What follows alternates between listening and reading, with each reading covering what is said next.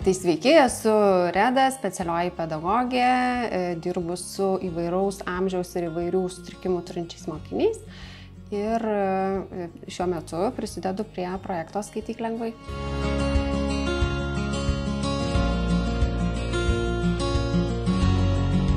Noriu padėkoti Atgajos mokyklos mokiniams, savo pagalbininkams, kurie man padeda išbandyti tekstus, teikia komentarus, rekomendacijas ir tikrai maloniai mane priima.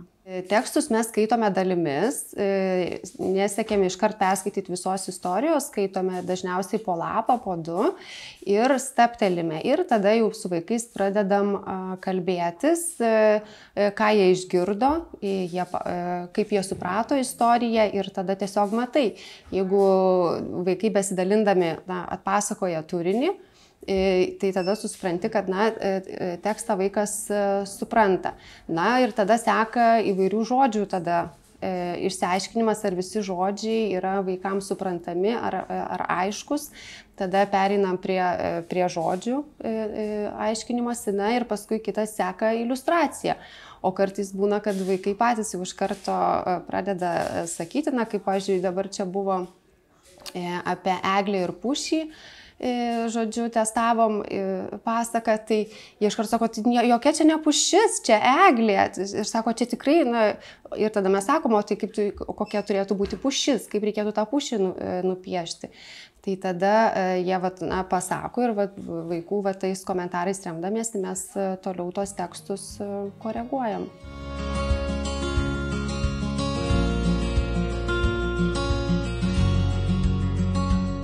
Pirmame projekte tekstai buvo parašyti 3 lygiu.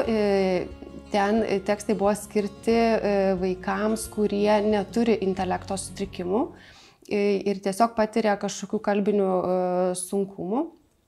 Ir ten tekstai būdavo tiesiog daug daugiau teksto, daug daugiau perkeltinių prasmių, daug daugiau žodžių, rečiau vartojamų ir iliustracijų būdavo mažiau. Tai tiesiog, o antras lygis tai gaunasi, kad tekstas yra trumpesnis, prie kiekvieno teksto yra iliustracija ir patys tekstai yra skirti mokiniams turintiems nežymų intelekto sutrikimą. Tai ta auditorija šiek tiek skiriasi.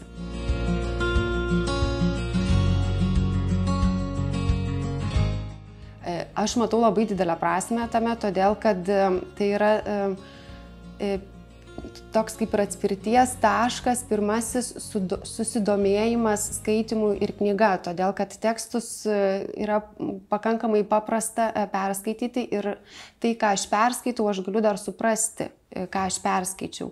Tai toks pirmasis susipažinimas su knyga, su skaitimu ir tas galėjimas, gebėjimas paskaityti, suvokti ir pasakyti, kad aš perskaičiau knygą, vaikui yra labai didelis pasiekimas.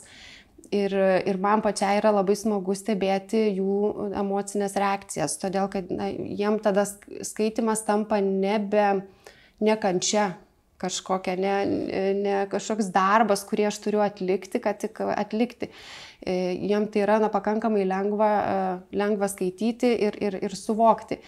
Ir iš tiesų šitos lengvai suprantamos kalbos tekstus gali skaityti ne tik vaikai turintys mokymosi sunkumų, tai yra puikiai pradžia, puikus startas pradėti skaityti ir suvokti, ką aš perskaičiau. Nes išmokti skaityti yra vienas iš darbų, bet suprasti, ką aš perskaičiau, čia yra labai vienas svarbiausių darbų iš tikrųjų, kuris paskui mus lydi visą gyvenimą, kad aš turiu suvokti tai, ką aš perskaičiau ir lengvai skaityk tekstai yra puikus startas tą padaryti.